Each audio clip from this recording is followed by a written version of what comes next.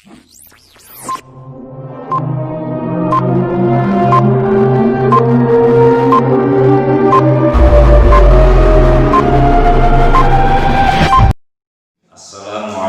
warahmatullahi wabarakatuh.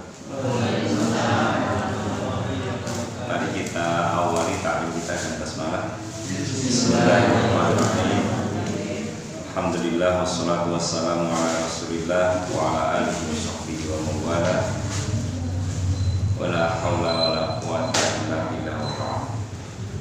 Ibu-ibu, bapak-bapak dan saudara-saudara yang saya hormati, insyaallah semuanya yang hadir di sini dimuliakan oleh Allah Subhanahu wa taala. Kita bersyukur bahwa di masa-masa seperti ini kita masih bisa memanfaatkan waktu untuk sholat berjamaah dengan protokol kesehatan cukup bagus, ya, disiplin. Kemudian kita lanjutkan kajian, yakni tafsir Mukaththir. Kita nanti masuk pada 106. Salawat dan salam semoga senantiasa berlimpah kepada junjungan kita Nabi Muhammad sallallahu alaihi wasallam yang memimpin kita untuk mengarungi hidup dengan hidayah Allah, yang dengan mengikuti Rasul itu insyaallah akan menyelamatkan kita hidup dunia kita dan akhirat kita. Baik, pada ayat 106, 107 Allah berfirman, A'udzu billahi minasyaitonir rajim. Ittabi' ma uhiya ilaika mir rabbik. La ilaha illahu wa'rid 'anil musyrikin. Walau syaa Allahu ma asyraku wa ma ja'alnaka 'alaihim hafidha wa ma anta 'alaihim biwakil. Ikutilah apa yang telah diwahyukan kepadamu dari Rabbmu. Tidak ada Rabb selain Dia, dan berpalinglah dari orang-orang musyrik. Wa'arid 'anil musyrikin. Dan kalau Allah menghendaki, niscaya mereka tidak mempersekutukannya. Dan kami tidak menjadikan kamu pemelihara bagi mereka, dan kamu sekali-kali bukanlah pemelihara bagi mereka. Kaum muslimin, Allah berfirman dalam rangka memerintahkan kepada Rasulnya, kepada Rasulullah Sallallahu Alaihi Wasallam dan orang-orang yang mengikutinya, umat Islam ini, Ittabi' ma uhiya ilaika mir rabbik. Ikutilah apa yang telah diwahyukan Rabbmu kepadamu, pada Muhammad, dari Rabbmu, yaitu teladani dan ikuti jejaknya. Maka kita ini ittiba'ur rasul, ya, ikuti serta amalkan, karena wahyu yang disampaikan kepadamu dari Rabbmu itu benar. Tidak ada keraguan di dalamnya, karena tidak ada Rabb yang berhak disembah selain Dia. Wa'arid 'anil musyrikin, dan berpalinglah dari orang-orang musyrik. Artinya umat Islam, ya, itu diperintah oleh Allah untuk memaafkan dan mengampuni mereka. Artinya disuruh bersabar menerima sikap mereka yang menyakitimu, sampai Allah memberikan kemenangan padamu untuk mengalahkan mereka. Dan ketahuilah bahwa Allah memiliki hikmah di balik kenapa Dia menyesatkan mereka. Padahal andai kata berkehendak, jadi andai kata Allah itu menghendaki itu, niscaya Dia akan menunjuki seluruh manusia. Kalau Allah menghendaki, tentu saja Allah menjadikan mereka semua dalam petunjuk. Jadi kalau manusia ada,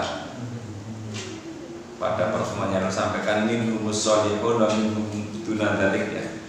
Ada orang-orang yang soleh, ada orang-orang yang tidak soleh, ada orang-orang yang taat kepada Allah, ada orang yang tidak bertaat kepada Allah. Seperti itulah memang Allah menghendaki.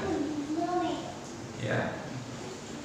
Nah, kalimat berikutnya, walau sya'allahu ma asyraku, Dan sekiranya Allah menghendaki niscaya mereka tidak mempersekutukannya, yaitu akan tetapi Dia memiliki kehendak dan hikmah di balik apapun yang Dia kehendaki dan Dia pilih.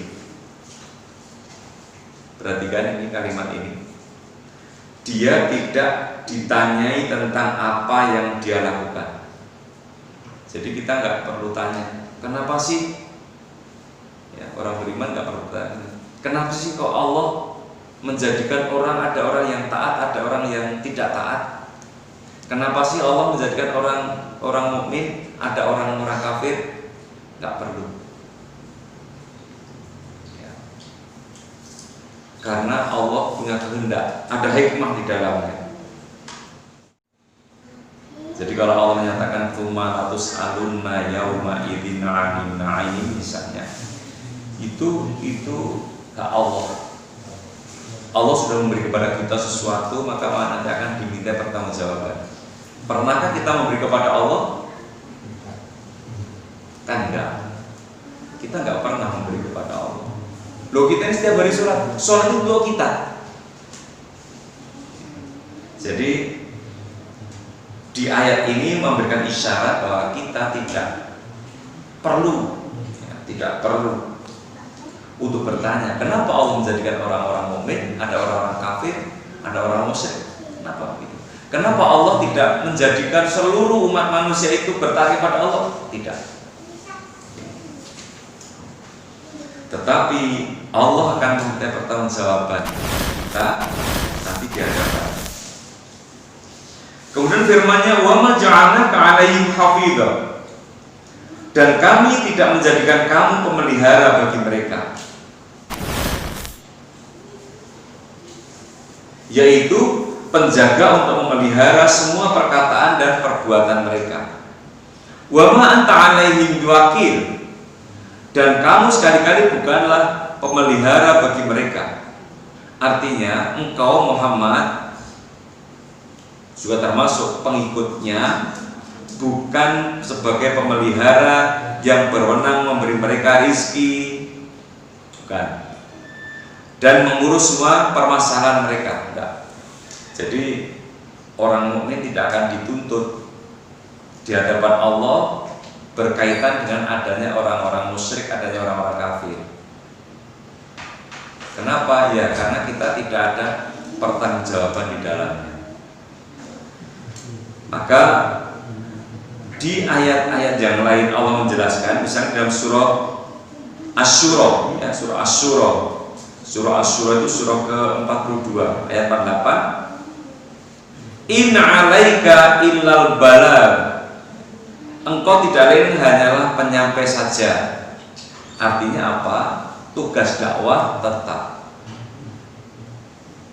Masalah nanti orang-orang yang kita dakwah itu mau atau tidak, itu bukan urusan kita. Ingat bahwa manusia tidak punya hak untuk memberikan hidayah kepada siapapun, tidak punya hak, dan tidak punya kewajiban, apalagi kewajiban. Tidak. Kok begitu ya? Kalau manusia itu punya kewajiban atau punya hak untuk memberikan hidayah, Nabi Ibrahim mestinya bisa. Bapaknya yang kafir itu mestinya bisa diajak kepada Islam. Kemudian siapa lagi? Nabi Muhammad. Nabi Muhammad sejak kecil diasuh oleh Abu Thalib. Sampai menjelang meninggalnya Abu Thalib sudah diajak terus itu. Jadi tugas dakwahnya terus. Sampai Rasulullah menangis karena hanya kalimat la ilaha illallah itu enggak mau mengucapkan. Allah tegur, innaka la tahdi man ahbabta, sungguh kau Muhammad tidak punya hak untuk memberikan petunjuk pada orang yang kau cintai sekalipun. Kalau manusia itu punya hak untuk memberikan petunjuk, menyelamatkan, Nabi Lut mestinya istrinya bisa. dua anaknya bisa mendapatkan petunjuk, tapi istrinya sendiri nggak bisa. Nabi Nuh anaknya sampai hampir tenggelam, diajak tetap nggak mau. Maka tugas Nabi, tugas kita semua itu adalah menyampaikan. Ya. In 'alaika ilal balagh. Di ayat yang lain surah Al-Ghasyiyah ya, sering kita baca itu. Fadzakir innama anta mudzakir. Tapi ingat, lasta 'alaihim bimusaitir. Maka berilah peringatan, karena sesungguhnya kamu hanyalah orang yang memberi peringatan. Kamu bukanlah orang-orang yang berkuasa atas mereka. Nanti akan dipertegas pada ayat yang ke 108 ya, 109.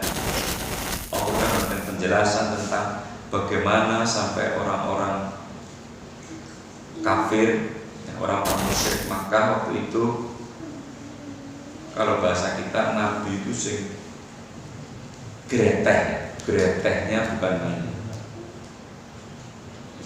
Terus pada ayat 40 surah Ar-Ra'd mengatakan, wa in fa inna ma 'alaikal balagh wa 'alainal hisab. Karena sesungguhnya tugasmu hanyalah menyampaikan saja. Tugasmu itu menyampaikan saja. Sedang kamilah yang menghisab amalan mereka. Maka untuk kalangan kita saja, maaf ini ibu-ibu, bapak-bapak, jangan sampai suka menilai teman kita waktu sholatnya rasa kok. Sholatnya itu rasa, posonya mau ya rasa. Gak usah. Tapi kalau kita lihat orang yang sedang menunaikan ibadah sholat atau berpuasa berdasarkan fikihnya ternyata masih ada kekurangan, nah kita mengingatkan. Nanti Allah yang akan memperhitungkan sendiri. Sebab Allah menyatakan wa 'alainal hisab. Baik, sekarang ayat 108 ya, 108. Wala tasubbul ladzina yad'una min dunillahi fayasubbullaha adwan bighairi 'ilm. Kadzalika zayyana likulli ummatin amalahum thumma ila rabbihim marji'uhum fayunabbi'uhum bima kanu ya'malun. Dan janganlah kamu memaki sesembahan-sesembahan yang mereka sembah selain Allah, karena mereka nanti akan memaki Allah dengan melampaui batas tanpa pengetahuan. Demikianlah kami jadikan setiap umat menganggap baik pekerjaan mereka. Kemudian kepada Rabb mereka lah kembali mereka, lalu Dia memberitakan kepada mereka apa yang dahulu mereka kerjakan. Coba kita perhatikan bahwa firman Allah dalam rangka melarang Rasulullah Sallallahu Alaihi Wasallam dan orang-orang yang beriman untuk mencela sesembahan kaum musyrik, meski ada maslahat di sana. Hanya saja dampak negatif yang muncul akan lebih besar. Dampak negatif yang dimaksud adalah kaum musyrikin akan balik mencela sesembahan kaum muslimin, yaitu Allah, yang tidak ada Rob yang berhak disembah selain Dia. Sebagaimana dikatakan oleh Ali bin Abi Thalib, ya, Ali bin Abi Thalib dari Ibnu Abbas tentang ayat ini. Orang-orang musyrik berkata, wahai Muhammad, berhentilah mencela sesembahan-sesembahan kami, atau kami akan memaki Rabb-Mu. Allah pun melarang kaum mukminin mencela berhala-berhala mereka.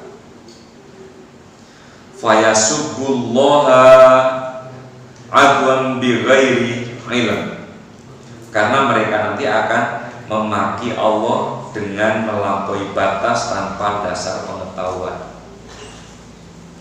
Saya akan singgung ini aja. contoh gitu ya. Ini sering kita bahas surat Al-Baqarah 26 itu. Allah itu kan memberikan informasi bahwa Dia menciptakan nyamuk, bahkan yang lebih kecil itu tidak mampu. Karena apa? Ketika Allah menciptakan sesuatu, apapun itu pasti ada hikmah. Sebab dalam surah Al-Imran ya, itu Allah juga menyatakan bahwa Rabbana ma khalaqta hadza batila. Jadi ketika innallaha la yastahyi ayyadriba matalam ma ta'udatan fama fawqaha, Allah menjelaskan ya, orang-orang yang beriman itu sikapnya begini. Orang-orang kafir kan malah mencela. Wa amal ladina kafaru fa ya'lamuna anna wa amal ladina amanu fa ya'lamuna annahu al-haqqu min rabbih. Jadi orang-orang yang beriman itu menyadari bahwa Allah menciptakan nyamuk atau yang kecil itu sudah barang tentu menunjukkan kebesaran. Kemudian wa amal ladina kafaru fayaquluna madza aradallahu bihadza matala. Apa-apaan ini? Kalau Allah menciptakan seperti ini, nyamuk apa gitu. Nah, kenapa malah justru menghina kepada Allah? Apa-apaan? Apalagi harus sudah nyinggung sesembahan. Ya, dengan sesembahan, maka mereka nanti akan mencela dengan tanpa pengetahuan. Nek wong Jawa ngomongin apa?